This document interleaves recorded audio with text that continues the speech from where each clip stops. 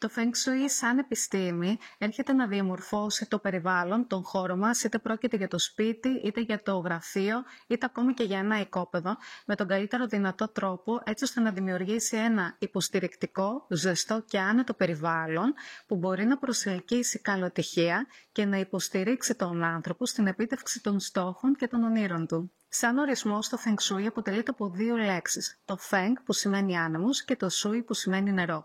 Που σημαίνει από μόνο το ότι έχουμε να κάνουμε συνεχώς με τη διαρκή ροή της ενέργειας, με την ενέργεια η οποία έρχεται από το εξωτερικό περιβάλλον και στη συνέχεια μπαίνει μέσα στο χώρο μας. Άρα η δική μου ευθύνη είναι να διαμορφωθεί ο εσωτερικός χώρος με τον βέλτιστο τρόπο, έτσι ώστε να υποδεχθεί τη θετική ενέργεια από το περιβάλλον και στη συνέχεια να διασκορπιστεί αρμονικά στα υπόλοιπα σημεία του σπιτιού και να ενεργοποιήσει όλους τους τομείς της ζωής σου. Από έρευνες που έχουν γίνει, έχει αποδειχθεί ότι ο άνθρωπος επηρεάζεται άμεσα από το περιβάλλον στο οποίο ζει, κινείται και εργάζεται. Που σημαίνει ότι η διάθεσή του, οι αποφάσεις του, ο τρόπος με τον οποίο σκέφτεται, ακόμη και η συμπεριφορά του, έχουν να κάνουν με τις ενεργειακές δονήσεις που εισπράττει από το χώρο στον οποίο κινείται.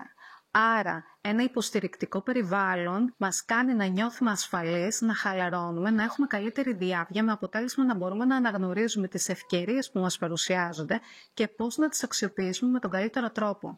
Ένα όμως περιβάλλον το οποίο είναι απειλητικό ή έχει μια αρνητική μορφολογία εξωτερικά, τότε ταυτόχρονα μας βάζει σε μια θέση άμυνας αλλά και επίθεσης ταυτόχρονα και δημιουργεί προβλήματα και μπλοκαρίσματα στο συγκεκριμένο τομέα που μπορεί να είναι αυτή η αρνητική μορφολογία.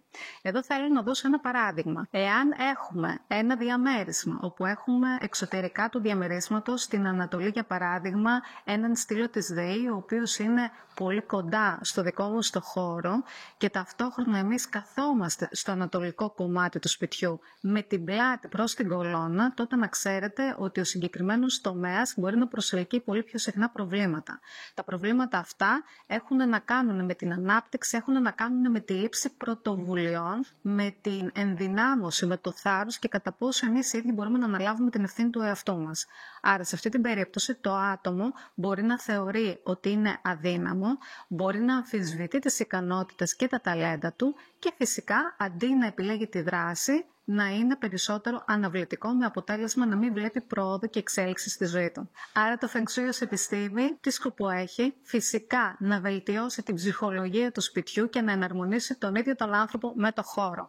Άρα επιτυγχάνουμε καλύτερες σχέσεις, προσελκύουμε την αγάπη και τον έρωτα, έχουμε καλύτερη υγεία, διάβγεια, αυτοσυγκέντρωση, πιστεύουμε στον εαυτό μας, αναγνωρίζουμε τα ταλέντα και τις ικανότητές μας και γίνεται καλύτερη σύνδεση του ανθρώπου με τον ίδιο το χώρο. Μπορούμε δηλαδή να αξιοποιήσουμε όλη τη δυναμική του χώρου μας και να βελτιώσουμε τους τομείς της ζωής μας. Όσον αφορά τώρα στις περιπτώσεις όπου έχουμε να κάνουμε μια μελέτη Feng Shui σε μια οικοδομή ή σε ένα οικόπεδο, τότε σε συνεργασία φυσικά με τον αρχιτέκτονα, τον μηχανικό ή τον κατασκευαστή, καλό θα είναι να γίνει η μελέτη από την αρχή στο ίδιο το οικόπεδο, έτσι ώστε να διαμορφωθεί το master plan με τον καλύτερο τρόπο, ώστε από την αρχή να δημιουργηθούν όλοι οι χώροι κατασκευαστικά, ακόμη και ο ίδιος ο προσανατολισμός του κτηρίου, για να έχουν καλοτυχία οι άνθρωποι οι οποίοι θα επιλέξουν στο τέλος στο χώρο αυτό. Γιατί το πιο σημαντικό είναι, όπως είπα και πριν, να ζούμε ευτυχισμένοι στην αυθονία, στο περιβάλλον που μας ταιριάζει.